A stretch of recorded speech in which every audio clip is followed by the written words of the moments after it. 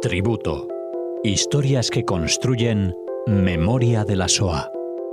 כי ראיתי את דרכי נעלמת ביער סבוך בין קירות חורשים ובתוך האדמה המדממת רגליי ננעצות. Bienvenidos oyentes de Radio Sefarad a este tributo que Cecilia Levitt nos acerca aquí a Radio Sefarad. Hola Cecilia. Hola Alex, buenas tardes. Bueno, un tributo con el que cerramos una larga temporada aquí en Radio Sefarad. Son muchas las historias que Cecilia nos ha acercado a este programa, que no termina, es solo una pausa, es un descanso. Tenemos más historias, más personas que seguirán cumpliendo aquí la misión de hacer memoria de la Shoah. Y para cerrar precisamente esta temporada, nos hablarás hoy, Cecilia, de Artemis Batis Mirón. Así es una historia muy interesante, yo misma he aprendido muchísimo y como digo siempre, el objetivo un poco del programa es traer estas historias olvidadas o poco conocidas. Hoy voy a hablar de Ioánina, ahora vamos a ver dónde queda esta ciudad, y de un grupo de judíos que son los romaniotas, que nunca lo había hecho hasta ahora. Y creo que, bueno, os vais a sorprender, ¿no?, en algún punto. Así que contaros que Artemis Batis nace en Ioánina, que es una pequeña ciudad en el noroeste de Grecia, que durante 2000 años fue el hogar de una comunidad judía muy especial, una comunidad de judíos que no son sefardíes ni ashkenazíes, son judíos romaniotas. Esta rama del judaísmo tiene sus raíces en el Imperio Romano. Son los primeros judíos que se establecen después de la destrucción del Segundo Templo. Y estos judíos se van a considerar, podemos decir, helenizados o judíos griegos. Como dije, judíos romaniotas, ellos adoptan el idioma y las costumbres griegas como propias, ¿no? Mientras que al mismo tiempo van a mantener su identidad judía, que es muy distintiva, que son las típicas de la época del Segundo Templo. Ellos nunca fueron absorbidos por ejemplo, por las comunidades sefardíes de Grecia, ¿no?, que eran tan predominantes y que eran, digamos, eran mayores, eran más grandes que ellos. Ellos no adoptan ni siquiera la liturgia de los sefardíes, tampoco sus tradiciones y ni siquiera su idioma. Los romaniotas no hablan ladino. Y a lo largo de 2000 años, y bajo diferentes gobernantes y regímenes, la población judía de Ioánina existió, nunca fue una comunidad rica, se ganaban la vida como comerciantes y como artesanos.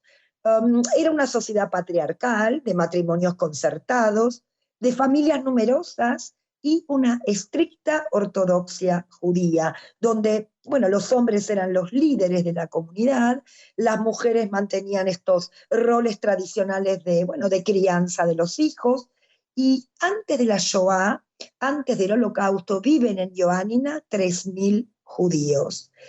Artemis nació el 3 de diciembre de 1928. Su padre se llama Yosif, su madre Eptifia, y tiene un hermano pequeño, 6 años menor que ella, que se llama Makis. Su madre, bueno, es una ama de casa, su padre es un comerciante que trabaja con su suegro en una empresa importante. Es su madre quien se ocupa de la educación de sus hijos, es una mujer muy exigente con ellos, lleva adelante una educación muy estricta. En Ioánina existe un barrio judío dentro de la ciudad antigua, dentro de las murallas, y allí viven familias ya mayores. Sin embargo, las familias más jóvenes ya viven fuera de las murallas, y este es el caso de Artemis y su familia, que viven fuera de las murallas en un piso, en un edificio que tiene 3 plantas. En la comunidad judía activan movimientos juveniles sionistas, hay un pequeño grupo de judíos que había emigrado a la tierra de Israel en el periodo de entreguerras. Y entre las instituciones judías de Ioánina existe un colegio judío primario que pertenecía a la Alianza Israelita Universal, hay un Talmud Torá, hay un centro deportivo y hay una casa para ancianos. Y por supuesto también organizaciones de beneficencia. Artemis estudia en uno de estos colegios de la Alianza hasta cuarto de primaria y luego ya pasa unos exámenes y es aceptada en la escuela secundaria. Dentro de la ciudad antigua se encuentra una sinagoga y hay otra que está fuera. Existen familias muy observantes y otras menos observantes. Artemis va a la sinagoga en Rosh Hashanah, en el Año Nuevo Judío, en Yom Kippur, en el Día del Perdón. Inclusive el director del colegio les da permiso a las alumnas judías de faltar en estos días de fiesta para poder estar en la sinagoga allí todo el día. En Yom Kippur, por ejemplo, el Día del Perdón, tienen una costumbre que antes de que comience el ayuno llevan unos candelabros de vidrio que decoran con flores y que los colocan, a cada familia se lo colocan arriba, ¿no? Sobre una cuerda. La familia cuida el Shabbat. Hay un hombre no judío que pasa por las casas y enciende las estufas para la calefacción. Su madre, por ejemplo, prepara la comida para el Shabbat y la llevan a un horno público del barrio, y es este señor, ¿no?, que él sabe perfectamente que a la 1 en punto vendrían todos los judíos a recoger su comida. Artemis no siente el antisemitismo. Un poco podemos decir que en el colegio ella se siente diferente del resto. Ella es muy buena alumna, con medias muy altas, pero siempre se las bajaban, ¿no?, para no ser que ella, una niña judía, tuviera un 10. En septiembre del 39, que estalla la Segunda Guerra Mundial, y ya en octubre del 40 la ciudad cae en manos de los alemanes, pero fue administrada por los italianos. Alemania ya entra en Grecia en el 41, Grecia es derrocada, se va a dividir en tres zonas conquistadas: la zona alemana, la italiana y la zona búlgara. Ahora, cuando los italianos administran Ioánina, los judíos no sufren grandes cambios. El problema comienza cuando los italianos abandonan Grecia, y esto ocurre en septiembre del 43. Italia es derrotada por las fuerzas aliadas y por tanto los alemanes toman el control de Grecia. Los judíos de Ioánina sabían lo que estaba sucediendo en Salónica por cartas o por telegramas de sus familiares, y algunos miembros de la comunidad insisten que todos están en peligro, pero el vicepresidente de la comunidad, llamado Shabtai Kabeli, rechaza estos argumentos, se opone a que los judíos abandonen la ciudad. Por tanto, la mayoría de los judíos se van a quedar, van a permanecer allí. Solo una pequeña minoría opta por seguir el consejo del doctor Confines, que es el presidente, y entonces abandonan la ciudad, escondiéndose o trasladándose a Atenas, donde había más posibilidad de rescate. ולרגע יכולתי לשמוע עלים מלמדים שירתם ורציתי לעלות גבוה לפרוח איתם. En la primavera del 43 golpearon la puerta de la casa de Artemis y entraron 5 alemanes. Su padre es quien les abre la puerta. Ellos, los SS, dan vuelta a la casa, abrieron la caja fuerte de la familia, saquearon las joyas y el dinero, y luego se van a llevar a su padre y a un familiar que esa noche se había quedado a dormir allí. En la acera los espera un camión militar en el cual ya se encuentra el abuelo. Los van a llevar primero a la tienda, este comercio que la familia tiene, para saquear la tienda también. Su madre piensa que los liberarían a todos, ¿no?, y que a la noche estarían de vuelta, ¿no? Pero esto no sucede. El abuelo, su padre y este señor Aarón Leví fueron trasladados a la cárcel en Salónica. La madre va a luchar por todos los medios de liberar a su marido, a su suegro, pero bajo ningún punto de vista ella quiere abandonar su casa. Intenta, como digo, por todos los medios liberar a su marido y por eso no quiere irse. El 25 de marzo del 44, de noche, mientras la población duerme, los nazis cuelgan en las paredes y en las puertas de las casas judías la orden de deportación. Allí está escrito que todos los judíos a las 8 de la mañana, con poca ropa, con pocos elementos, debían presentarse en un sitio específico. Y es así como su madre, junto a Artemis y a su hermano pequeño, Artemis ya tiene 15 años, su hermano 9, salen de la casa. Esta es una escena para mí muy interesante. Su madre cierra la puerta con llave y guarda esta llave en su bolso, sin saber que jamás regresaría a su casa. Los judíos de la ciudad vieja fueron concentrados en el hospital militar y los de fuera de la muralla en una plaza. Y es allí como en esta plaza se va a llevar a cabo una selección entre hombres, mujeres y niños. Y van a ser transportados en camiones un total de 1.870 judíos de Ioánina, primero a Trikala y de allí a Larisa. Los van a dejar en una nave, en un galpón inmenso, vacío, con las ventanas cerradas, sin comida ni agua. Todo se sucede como muy rápido. Allí hay niños pequeños, hay familias. La Cruz Roja griega, cuando se entera que ellos están ahí, se preocupa por llevar leche para los niños cada día y un plato de sopa para los adultos. 9 días los dejaron allí. Y una vez que ya juntaron al resto de judíos, abrieron las puertas de esta nave y los van a transportar a la estación de tren. Había rumores que los alemanes los llevarían a Alemania para trabajar en fábricas de armas para poder ganar la guerra. En trenes de ganado hacinados, cierran estas puertas con candados. Durante 10 días van a viajar hasta llegar al campo de concentración y de exterminio de Auschwitz-Birkenau. El 11 de abril de 1944, la mayoría de judíos griegos van a llegar a este campo de muerte, que, como digo siempre, es la encarnación física de la ideología nazi. La llegada al campo, como digo, refleja, ¿no?, el nivel de crueldad allí existente, ¿no? Gritos, golpes, reflectores, perros. Su madre abraza a Artemis y a su hermano, como intuye que algo malo iba a ocurrir.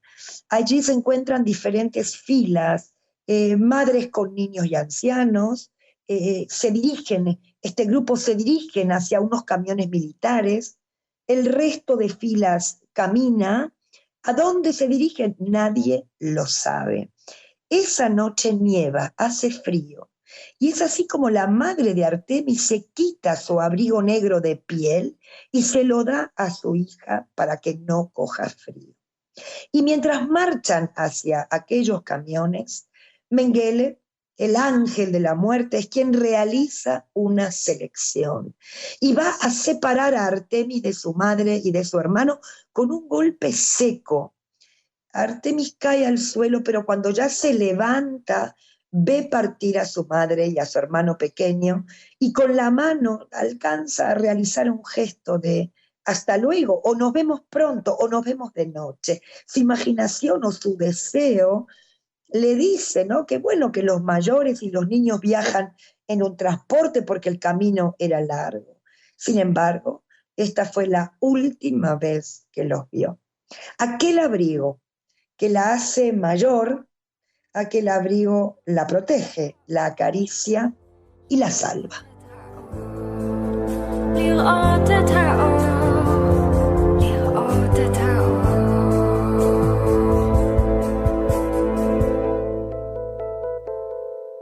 Artemis fue trasladada junto a otros prisioneros a lo que llamamos la sauna.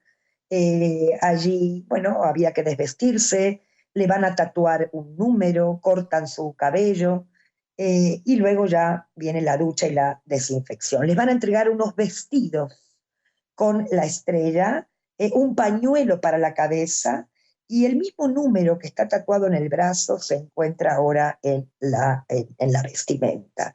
Artemis se encuentra con una prima, su prima Elda, que es unos años mayor que ella, y intentan siempre estar juntas. Ambas ingresan a un blog de mujeres judías polacas, y aunque cueste creerlo, no fueron bien recibidas. Artemis y su prima no hablan el yiddish, que era el idioma de los ashkenazim, tampoco hablan ladino, el idioma de los sefardim, solo hablan griego y son rechazadas. Nadie les cree que son judías. Pero de a poco ambas intentan aprender este idioma nuevo, también intentan aprender el alemán para comprender las órdenes de los SS. Y cuando Artemis pregunta por su familia, porque no ve a su madre, a su hermano ni a sus tíos, allí se entera de la existencia de las cámaras de gas. Y las imágenes, ¿no? O la imagen de su madre y de su hermano subiendo aquel camión, la van a asaltar cada noche. A la mañana siguiente salen a trabajar fuera del campo en filas de 5, escoltadas por los alemanes, hasta la estación de tren, donde llegan vagones cargados con manzanas para abastecer a los alemanes. La tarea consiste en transportar estos cajones de manzana hacia una nave durante todo el día, bajo el sol o bajo la lluvia o bajo la nieve. Las manos se ampollan, lógicamente, se hinchan. Artemis busca trapos para poder vendarse y seguir trabajando. Y en los momentos más difíciles, llenos de desesperación, ella piensa en su padre, que nada sabía de él y que tiene la esperanza de encontrarlo con vida. En diciembre del 44 ya llegan rumores al campo de que los nazis están perdiendo la guerra, pero las mujeres, bueno, no están seguras de ello, ¿no?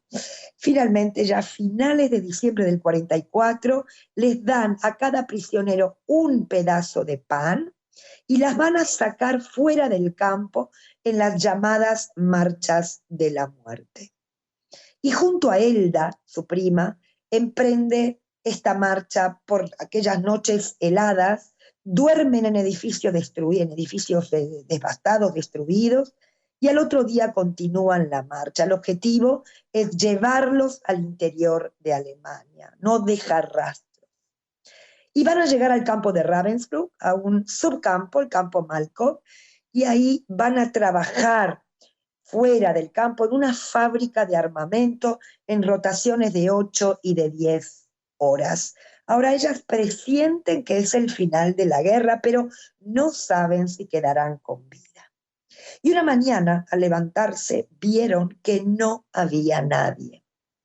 Es decir, los SS habían abandonado el campo. En mayo del 45 fueron liberadas y no se lo pueden creer.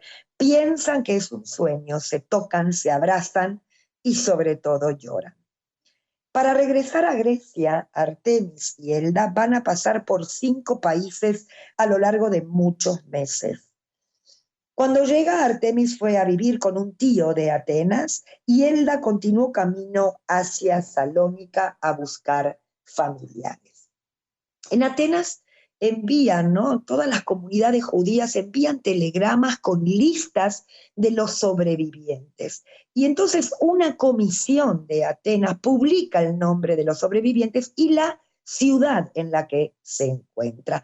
Artemis se dirige cada día a la comunidad, a la comisión, pero regresa decepcionada y sumida, ¿no? En una profunda tristeza. No encuentra a nadie de su familia y prácticamente nadie de Ioánina había quedado con vida. Su padre había sido asesinado por un pelotón de fusilamiento en aquella cárcel. El 92% de la población de Ioánina pereció en la Shoah. Solo van a regresar 177 judíos de Ioánina.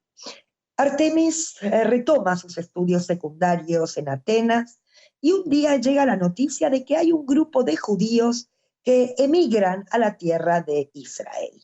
Y Artemis piensa que abandonar Grecia sería bueno para ella.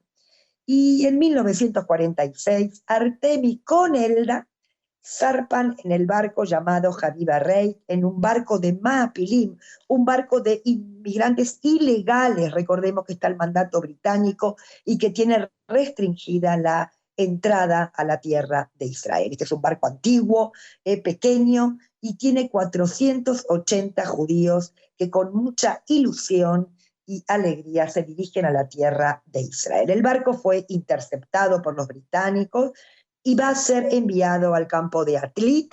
Allí van a permanecer unos 3-4 meses hasta que van a recibir Elda sobre todo y Artemis certificados para poder entrar en la tierra de Israel. Ahí hay un tío, el tío Itzhak, que va a firmar, ¿no? Se hace responsable de estas dos chicas de 18 años y de 23, y es él quien las libera de aquí, de este campo de Atlit, firma como responsable y se van a ir a vivir a Jerusalén.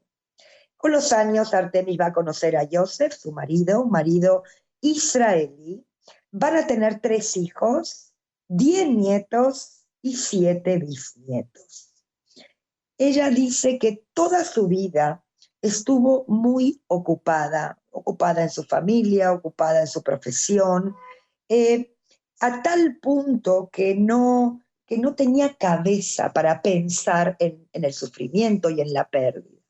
Nunca habló ni nunca contó su historia a nadie prácticamente, muy poquito a sus hijos. Y solamente cuando se jubiló, sintió que necesitaba hablar, sentía la obligación de contar, y entonces decide ir a Yad Vashem, ¿sí? A este sitio que sabemos, el sitio oficial de recordación de las víctimas, porque ella sentía que allí podía como explotar sin avergonzarse. Allí la recibieron con mucho, amor y cuidado.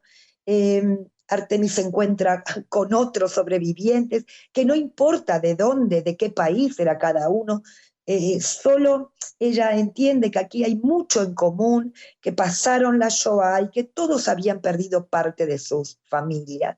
Se reúnen 2 veces por semana a lo largo de varios meses, hasta que ella logra liberarse, logra contar, porque cada vez que intenta traer su relato, ella llora y que no puede expresar, pero luego de estos meses logra hablar.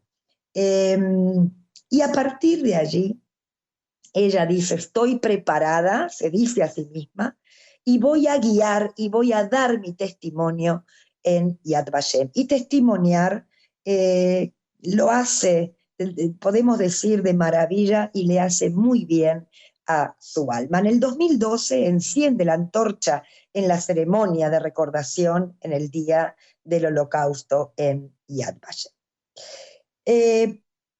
Con esto yo me despido. Yo siento que es una historia como todas, ¿no? Que, como dije al principio y repito un poco el objetivo del programa, historias no contadas o historias omitidas o ocultadas o desatendidas, ¿no? Pero sobre todo olvidadas, y este es un poco el objetivo de mi programa. Hoy, que finalizo la segunda temporada, de verdad que estoy emocionada. Tenemos 90 historias, 90, como digo, historias de vida. Saben que yo voy a la microhistoria, a estos detalles de antes de la guerra.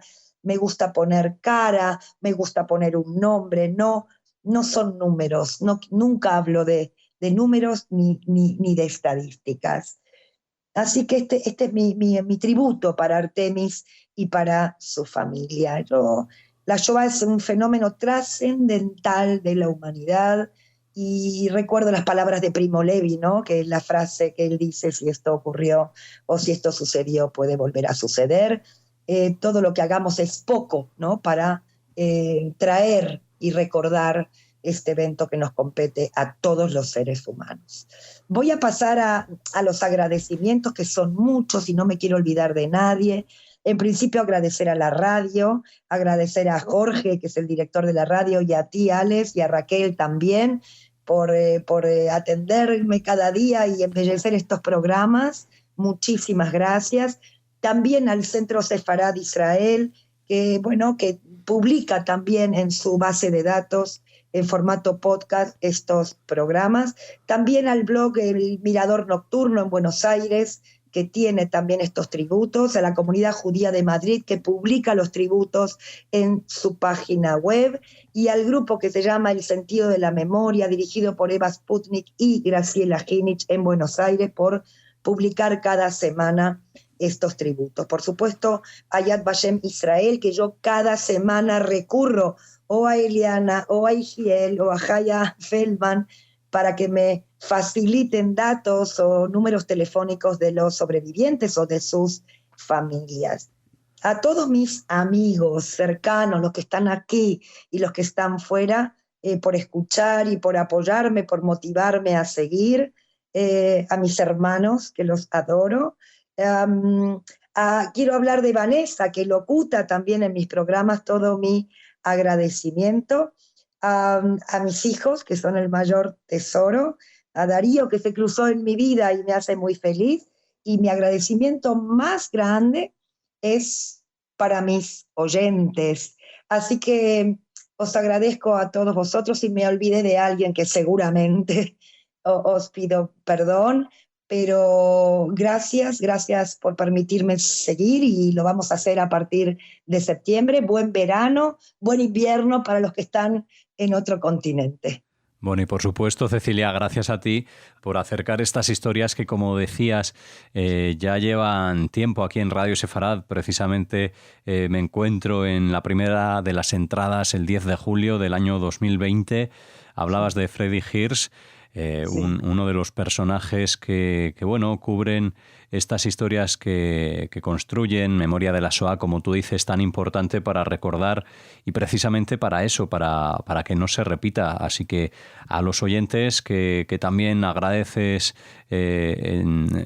principalmente, aparte de todas las personas, como también bien dices, que hacen posible este programa, pues decirles y comentarles que en nuestra página web, en radiosefarad.com, accediendo desde un navegador de un ordenador, en la parte superior derecha pueden introducir en la casilla del buscador Cecilia Levitt, nuestra conductora de este programa, Cecilia Levitt con V, y así poder llegar a todos estos programas y a todas estas personas: Adolfo Kaminsky, Jaime Vidal, Gilbert Bloom, Marta Goren, todas estas personas que vivieron esas historias por el azar, por esos momentos tan desgraciados que sufrieron, pero también, como tú nos has podido acercar, tan bonitas también, poder llegar a edades tan avanzadas, poder contar, poder compartir y poder hacer posible este programa, y sobre todo eso, poder hacer memoria, como nos decías, Cecilia,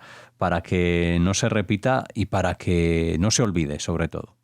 Así que a todos los oyentes y a todas las personas que están detrás escuchándonos, gracias. Y nada, feliz descanso, que pasen buen verano, buen invierno, como decía también Cecilia, y buen descanso para ti. Gracias por este esfuerzo, Cecilia, y te esperamos a la vuelta con más historias aquí en este tributo. Gracias, Alex. Muchísimas gracias. Buen verano, gracias.